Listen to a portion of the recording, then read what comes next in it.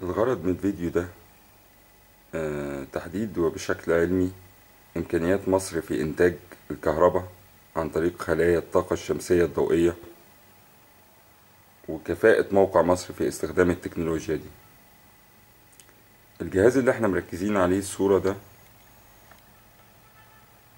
جهاز دقيق بيقيس سرعة الرياح واتجاهها وقوة الضوء في مكان التطبيق، وبيقارن قوة الضوء بأنسب خلايا للاستخدام في مكان التطبيق. اوكي، يعني المكان اللي عايزين ننفذ عليه مشروع طاقة شمسية أو باستخدام خلايا الفوتوفولتايك، أو باستخدام توربينات، أو طاقة رياح باستخدام توربينات الرياح.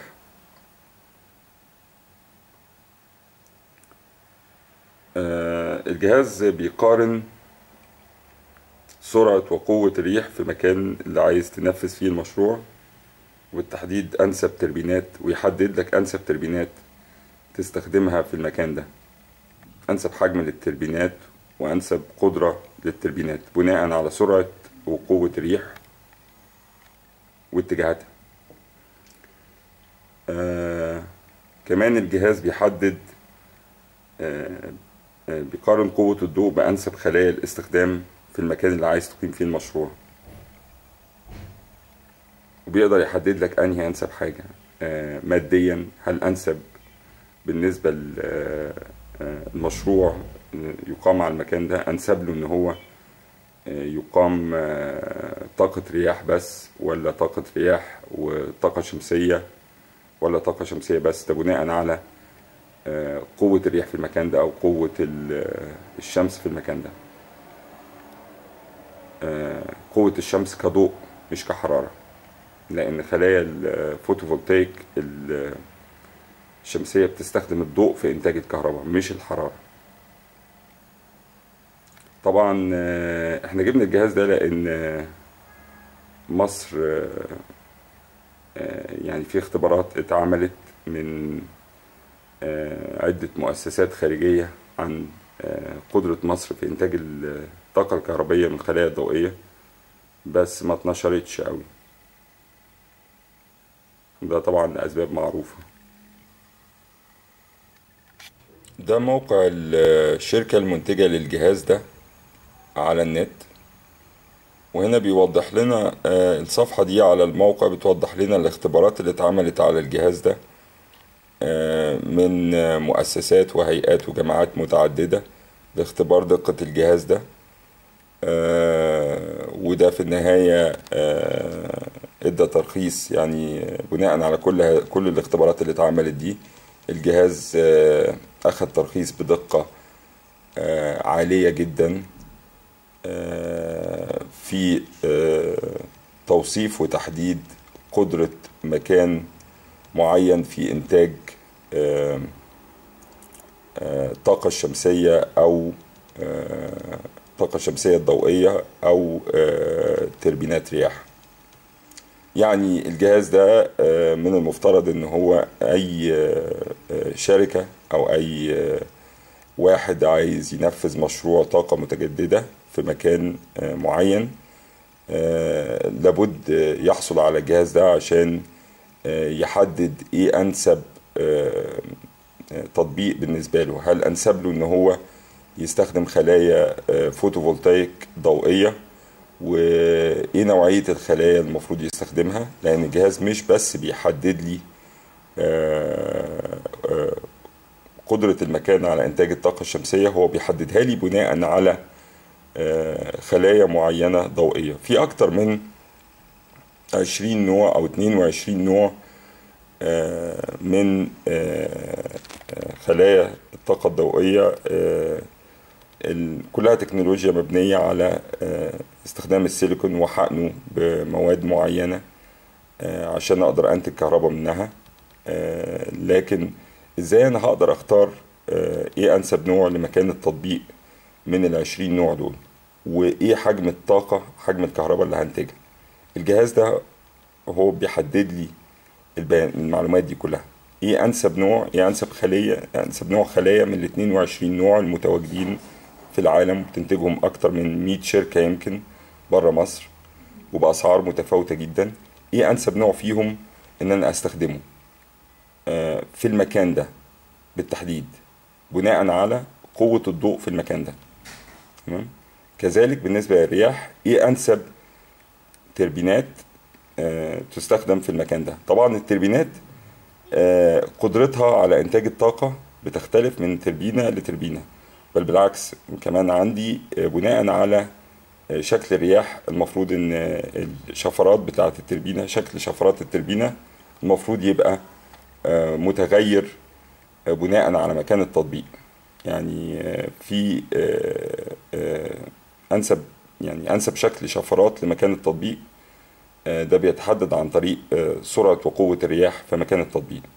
وطبعا قدرة تربينة الرياح دي على إنتاج الكهرباء بتحدد عن طريق سرعة وقوة الرياح في مكان التطبيق.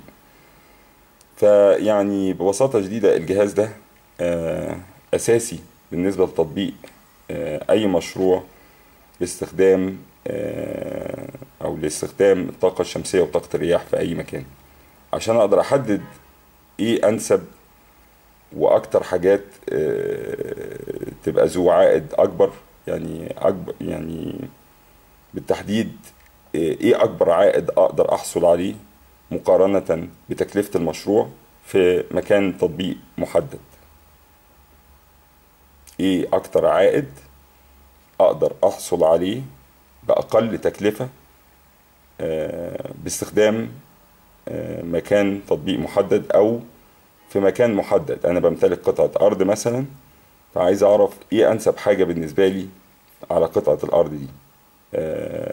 تربينات رياح وايه قدرتها، واجيب كام واحدة منهم عشان انتج كام كيلو وات، وتكلفة المشروع هتبقى في حدود كام، وهينتج لي كهرباء قد ايه سنويا، بناء على الاختبارات اللي هيعملها لي الجهاز ده، او بناء على التحليل اللي عمله لي الجهاز ده. وبرضو لو بستخدم خلايا فوتوفولتايك، خلايا ضوئية شمسية، بقدر أحدد إيه أنسب نوع خلايا من أكتر من 20 نوع من الخلايا. وعشان أنتج كهرباء مثلا بقدرة معينة سنويا، محتاج كام خلية من الخلايا المناسبة دي، وتكلفة المشروع هتبقى قد إيه، وإنتاجه هيبقى قد إيه سنويا من الكهرباء. يعني من الآخر بيعمل لي دراسة الجدوى. أنا بيبقى باقي عليا بس إن أنا أكتب شوية الكلام اللي حوالين دراسة الجدوى بالنسبة لمكان التطبيق. طبعا هنا هنشوف إن هو الجهاز اتعمل له اختبار في سيتي يونيفرسيتي في لندن، وسيرتيفايد أو يعني اترخص له بالدقة الشديدة، زي ما احنا شايفين من الكيرف، دقة متناهية في تحديد قوة الضوء، وتحديد سرعة الريح واتجاهاتها في أي مكان. يعني عشان ألخص لكم اللي حصل، جامعة لندن عندها جامعة سيتي في لندن عندها ويند تانل، أو زي ما نقول مختبر رياح، بيبقى فيه مراوح شديدة جدا، مراوح كبيرة جدا وقوية جدا، بتقدر تسيميوليت أو تحاكي رياح مثلا بسرعة 100 ميل في الساعة أو 100 كيلومتر في الساعة، رياح قوية جدا. فبيحط الجهاز في الويند تانل ده أو مختبر الرياح، وبيقدر يحدد مدى كفاءة الجهاز ده في قياس الريح اللي هو يعني عامل لها محاكاة، وأثبت إن الجهاز ده دقيق جدا. كمان اتعمل له اختبارات بالنسبة لقوة الضوء، وقدروا يثبتوا إن هو دقيق جدا. الكلام ده في سيتي يونيفرسيتي أو في جامعة سيتي في لندن. اتعمل له اختبارات برضو في مركز الطاقة المتجددة في انجلترا، اللي هي اسمها السنتر اوف Alternative Technology كات. اوكي. وبرضو هم ناشرين الكيرف بتاعه هنا، اثبتوا ان الجهاز دقيق جدا. واتعمل له اختبار تاني برضو في سيتي يونيفرسيتي، واتعمل له كذلك اختبار تقريبا في الساوثهامبتون يوني ان انرجي سيرفيس تراست. عمل له اختبار اندبندنت او اختبار من هيئة أخرى في إنجلترا لتحديد مدى كفاءته. المهم كل الاختبارات أثبتت كفاءة الجهاز ده العالية جدا في تحديد إمكانيات الطاقة المتجددة وتحديد تكنولوجيات تطبيق الطاقة المتجددة في مكان معين. ده الجهاز اهو، هنعرف ازاي هو بيشتغل دلوقتي. بس الاول نعرف ان احنا على سطح عمارة عالية، وسطح العمارة ده مش هيمنع يعني كونه ان هو عالي وفي مكان مفتوح، فما فيش ما يمنع يعني. في موانع قليلة طبعا للريح زي الحيطة اللي ورا الجهاز دي، او السطح اللي ورا الجهاز ده، سطح الاراميد اللي ورا الجهاز ده. لكن هو مكان عالي، ف على سطح العمارة دي في القاهرة، وهي عمارة في نقطة من أعلى النقط تقريبا في القاهرة، فما فيش ما يمنع طاقة الريح. الجهاز بيتركب موجه ناحية الجنوب. ليه ناحية الجنوب؟ لأن أنا لو تخيلت أنا وقفت بجسمي أهو وشي ناحية الجنوب، فالشمس بتشرق من الشرق على شمالي، وبتفضل ماشية ماشية ماشية ماشية لغاية لما تغرب على يميني. يعني معنى كده أنا الشمس ببقى موجه ليها، أو موجه ليها من ساعة ما تشرق من على شمالي لغاية لما تغرب على يميني. بقدر أحصل على أكبر طاقة من الضوء من خلال إن أنا بوجه خلايا الطاقة الشمسية جهة الجنوب. دلوقتي اللي هنعمله إن إحنا هنفتح الكمبيوتر الصغير ده المتوصل بالجهاز، ومتوصل بالجهاز عن طريق السلك ده زي ما إحنا شايفين. السلك ده واصل من الجهاز لغاية الكمبيوتر الصغير المحطوط في علبة. العلبة دي بتمنع المية وبتمنع الأتربة إن هي تخش جوه الكمبيوتر الصغير ده، العلبة البيضة دي. الجزء اللي تحت ده من الجهاز هو اللي بيقيس سرعة الريح وقوتها. الجزء اللي طالع ده اللي بيقيس الطاقة الضوئية أو إمكانيات الطاقة الضوئية، وبيحدد لي أنسب خلايا طاقة ضوئية استخدمها في التطبيق، وتكلفة المشروع هتبقى قد إيه كلها، التكلفة الكلية للمشروع. وده طبعا الحتة اللي فوق دي بتحدد لي اتجاه الريح فين. المفترض ان في طبعا في نوعيتين من التربينات الرياح اللي بتنتج كهرباء. في نوعية بتقدر تتحرك مع اتجاه الريح، او بتبقى متركبة على او متركبة بطريقة بحيث ان هي بتقدر تدور 360 درجة على الافقي، بحيث ان هي توجه نفسها لانسب اتجاه ريح، دايناميك يعني. دلوقتي احنا شلنا الغطا من على الكمبيوتر. اوكي، عايزين نبص على القياسات اللي بيقيسها. ادي شاشة الكمبيوتر اهي. مش متأكد اذا كانت القياسات واضحة للناس ولا لا، بس حاول استوضحها يعني. اهي القياسات كده واضحة. الساعة 8:47 والجهاز الارضي معناها ان الجهاز بيسجل، والرقمين اللي تحت دول بيوضحوا لي، او الثلاث ارقام اللي تحت دول بيوضحوا لي قوة الريح، وبيوضحوا لي اتجاهاتها، وبيوضحوا لي قوة الضوء في المكان ده في الوقت ده. طبعا الكمبيوتر الصغير ده بيفضل يسجل كل دقيقتين بيقرأ قراية. تمام. بيفضل يسجل كده 24 ساعة في اليوم. المفروض نسيبه لفترات طويلة جدا طبعا، يعني ممكن نسيبه شهر، ممكن نسيبه شهرين، ممكن يعني نسيبه سنة. المفترض ان الجهاز ده لابد يبقى في المشاريع الكبيرة جدا، او المشاريع اللي هي يعني لو انا عايز اعمل مشروع نقول مثلا بمشروع محطة مثلا متوسطة الحجم، لابد اسيب الجهاز ده شغال مثلا 4-5 شهور عشان اقدر يعني اتأكد من قوة الضوء في اوقات مختلفة من السنة في مكان اللي انا هقيم عليه المشروع. لو لاحظنا هنلاقي الارقام بتتغير.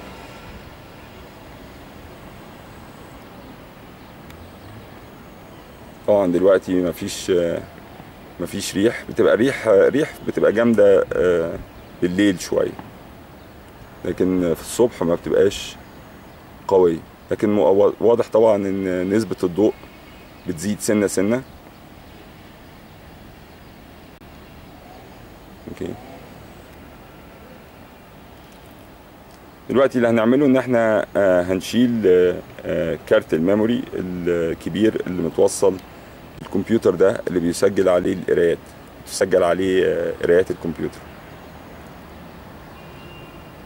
شايفين طاقة الضوء ابتدت تزيد. هنعرف دلوقتي من خلال الكيرفات اللي هيحددها لي السوفت وير، نقدر نعرف بالتحديد المتر المربع في القاهرة يقدر ينتج لي قد ايه من الكهرباء باستخدام الضوء. سبحان الله، الضوء اللي بيوصل مصر من الشمس. البيانات اللي انتوا شايفينها دي هي البيانات اللي كانت على الرام او الفلاشاية اللي انا خرجتها من الكمبيوتر بتاع الجهاز اللي واصل على سطح العمارة.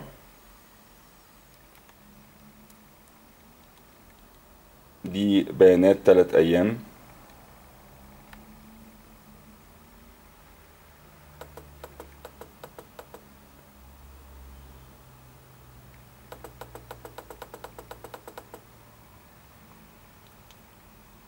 دلوقتي هنحمل البيانات دي على السوفت وير أو البرنامج عشان نقدر نحدد إمكانيات إنتاج القاهرة أو إنتاج الطاقة الكهربائية من الضوء اللي ربنا مديهولنا في الشمس الطبيعية بتاعة القاهرة. دلوقتي هنبتدي نبص مع بعض على البيانات اللي طلعت لنا من الجهاز بعد ما حملناها على السوفت وير. ده هنا عندنا الويند. واضح ان الويند ما هياش عندنا لو ويند، ما تكفيش ان انا انتج طاقة رياح بكفاءة. تمام. هو هنا بس في حاجة انا عايز اخدها في الاعتبار، ان انا اساسا قبل ما اوصل الجهاز في السطح انا كنت موصله في البلكونة. البلكونة عندي اتجاهها غربي، معنى كده ان ما كانش فيه الجزء الأولاني من النهار اللي هو من الصبح، من الساعة 5:30 الصبح وقت الشروق لغاية الساعة 12 أو الساعة 1 الظهر، ما بيبقاش فيه شمس، أو كثافة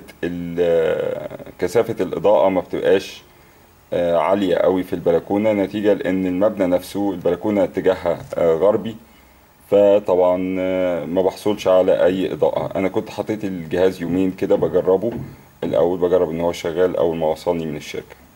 اوكي. فدي هنا الويند داتا. هنشوف الويند دايركشن او اتجاه الريح. احنا شفنا بيانات الريح دلوقتي او قوة الريح، دلوقتي هنشوف اتجاه الريح. اتجاه الريح بيقول لنا ان هي consistent يعني ثابتة ساوث ايست جنوب شرقي 40.6%.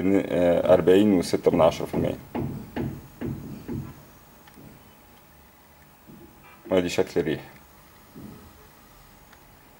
أهم شيء في الموضوع وأخطر شيء في الموضوع هنبتدي نبص عليه دلوقتي هو السولار داتا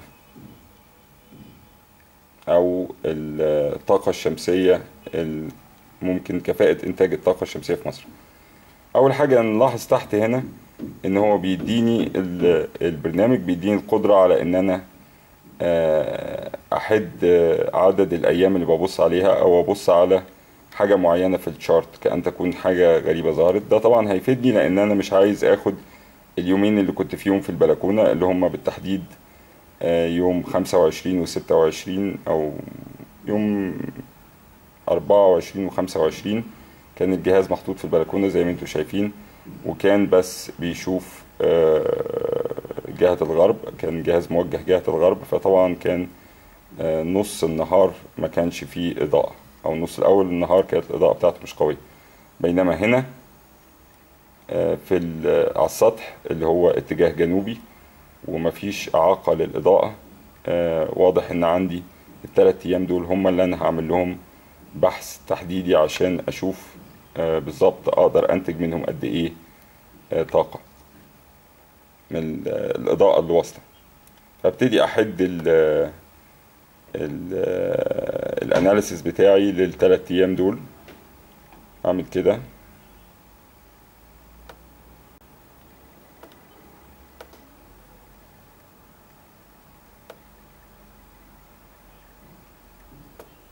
كده أنا بحد الاناليسيس بتاعي لل3 أيام زي ما انتم شايفين اهو. الكيرف بقى عندي مظبوط، وابتدي اركز على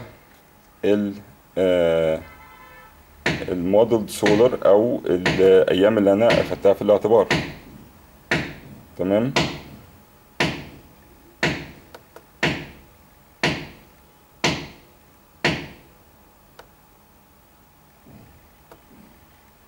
بيتضح لي هنا اول ما اقول له اديني الموديل سولار بيقوم راسم لي خط اللي هو الافريج بتاع او متوسط ال3 أيام دول. هبتدي ابص على متوسط ال3 أيام دول. واضح ان هو ما بين ال200 وما بين ال300. ما بين ال200 وال300 ايه؟ وات ساعة للمتر المربع. ما بين ال200 وال300 وات ساعة للمتر المربع. وات ساعة 24 ساعة في اليوم، 365 يوم في السنة. هو الخط الأزرق ده لأنه عمل لي إيه؟ لأنه أخد لي كل اللي تحت الخطوط الصفراء ده هو كفاءة إنتاج الكهرباء من الطاقة الشمسية فوق العمارة بتاعتي في ال3 أيام دول، اللي هم لو أخدتهم متوسط في الساعة هيبقى متوسط ساعة على مدار ال24 ساعة هتبقى 255. الرقم اهو عندكم 255 واط و43%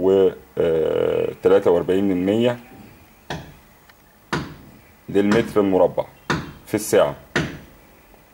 255 واط و43% للمتر المربع في الساعة.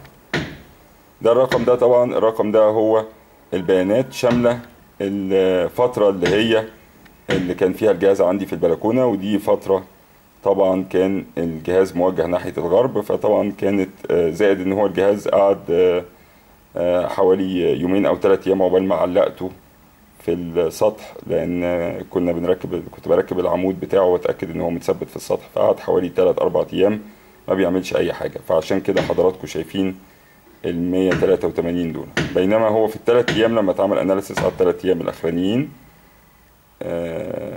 بالتحديد دول كانوا ايام يوم 28 ويوم 29 ويوم 30. تمام. ال3 أيام دول متوسط كفاءة إنتاج الكهرباء بخلايا الطاقة الشمسية الضوئية 255 43.43 واط ساعة للمتر المربع. طيب احنا عايزين نعرف البيانات دي ليه خطيرة جدا. اوكي ماشي. هنشوف دلوقتي بيانات استهلاك مصر من الكهرباء، ودي للأسف الشديد ما قدرتش أحصل عليها هنا من مصر. أنا قدرت أحصل عليها من بره مصر، من على السايت ده بيوضح لنا استهلاك مصر. استهلاك مصر كان 22 مليار كيلو وات ساعة في سنة، لا سوري متأسف، ده هنا عندنا كان الاستهلاك حوالي 67 مليار وات ساعة، مليار وات ساعة سنة ايه بالتحديد؟ سنة 2003، لغاية لما وصلنا صعودا، لغاية لما وصلنا لسنة 2011. متوقع ان استهلاك مصر هيبقى الخط الاصفر ده الاخير اللي احنا شايفينه. في 2011 متوقع ان استهلاك مصر هيوصل 104.1 بليون كيلو وات ساعة. ده الكلام ده كان مرجح في 2007 ان الاستهلاك هيوصل الرقم ده. هنقول يعني استهلاك مصر حوالي 100 ما بين 100 و 104 بليون، 100 ما بين 100 و 104 بليون كيلو وات ساعة في السنة، ما بين 100 و 104 بليون كيلو وات ساعة في السنة حاليا. طيب رقم مهول ويخض، لكن عايزين نعرف بالتحديد ده معناها كام كيلو وات ساعة في الساعة، كام كيلو وات ساعة في الساعة بالظبط، يعني مصر في ساعة زمن بتستهلك كام كيلو وات. فهنيجي هنقول ادي عندنا ال 105 وهنكتب جنبيها بليون. يعني ايه؟ يعني عايزين 9 اصفار، دي 4 5 6 7 8 9. نتأكد ان ده عندنا الرقم ده 105 بليون. هنعد الأصفار 1 2 3 4 5 6 7 8 9 أهم الأصفار 1 2 3 4 5 6 7 8 9. هنقسم الرقم ده على 365 يوم في السنة، وهنرجع نقسمه على 24 ساعة في اليوم. هيدينا بالتحديد ان استهلاك مصر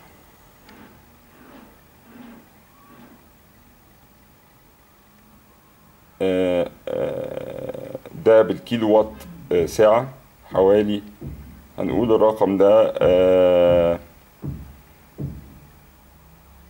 11 مليون و986,301 كيلو وات ساعة في الساعة. ده استهلاك مصر. يعني عشان نسهل على نفسنا ده حوالي 12 ميجا وات، لأن لو قسمنا على 1000 عشان نطلع بدل الكيلو وات نطلع الميجا وات، لا هنقسم على 1000،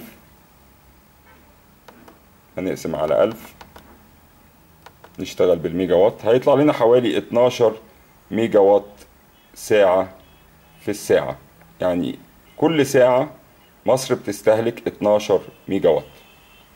بس كل ساعة زي ما انتوا فاكرين مصر تقدر تنتج من المتر المربع قد ايه؟ مصر تقدر تنتج كل ساعة من المتر المربع في القاهرة، مش في الصحراء ومش في جنوب مصر زي في وادي توشكا.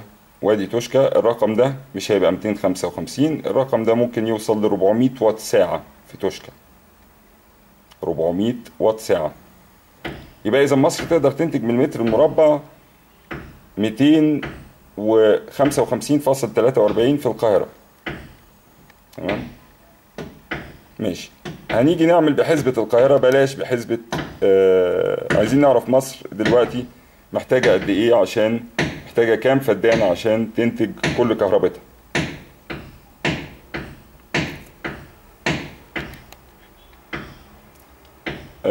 اللي هنعمله دلوقتي ان احنا عارفين ان احنا شغالين على 12 ميجا وات ساعة، ف 12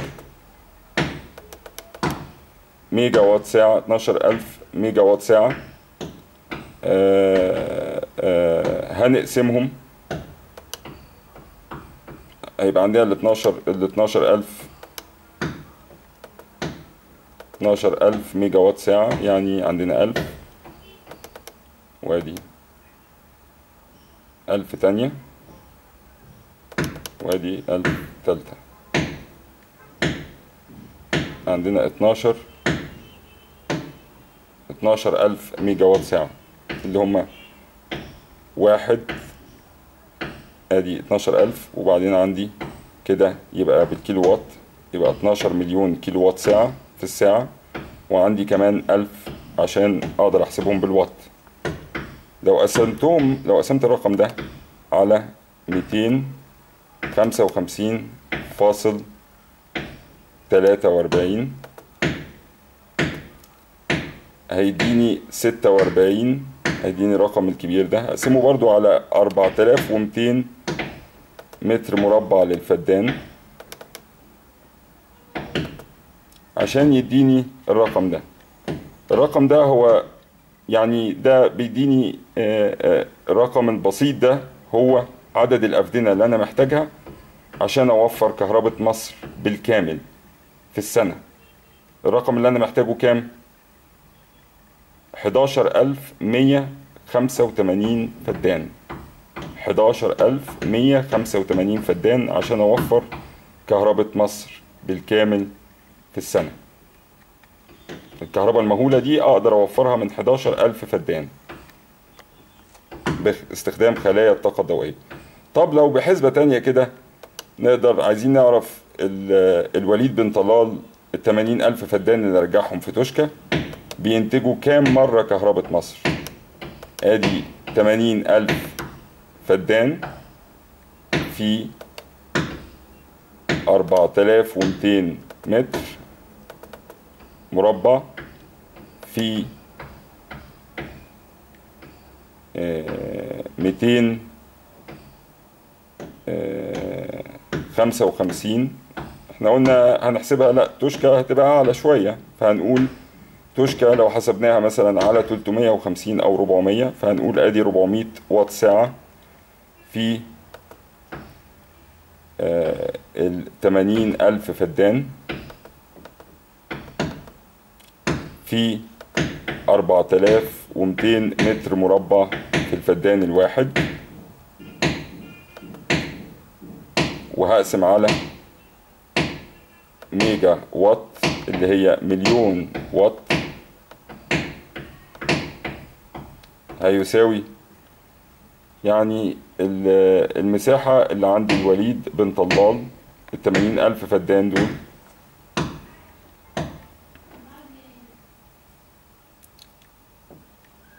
بينتجوا 134 ميجا وات ساعة. 134,500 ميجا وات ساعة. لو قسمنا ده على استهلاك مصر في الساعة اللي هو حوالي 11000 ميجا وات ساعة أو 11000 ميجا وات ساعة، الرقم ده هيديني 12 مرة حجم استهلاك مصر. يعني 80,000 فدان بتوع الوليد بن طلال رجعهم للحكومة المصرية يقدروا ينتجوا بالتقريب من 10 ل 12 مرة كل احتياجات مصر من الكهرباء.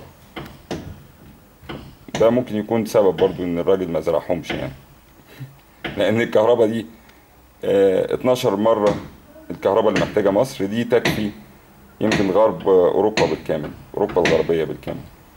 وده يمكن السبب الرئيسي ان دولة تعبانة جدا مهلهلة اقتصاديا زي اسبانيا كانت عايزة بمساعدة الحكومة السابقة تستولي على الصحراء الغربية بتاعتنا. وهناك من الدلائل الكتيرة ان كان في المخطط ده موجود وجاري تنفيذه على قدم الوثاق.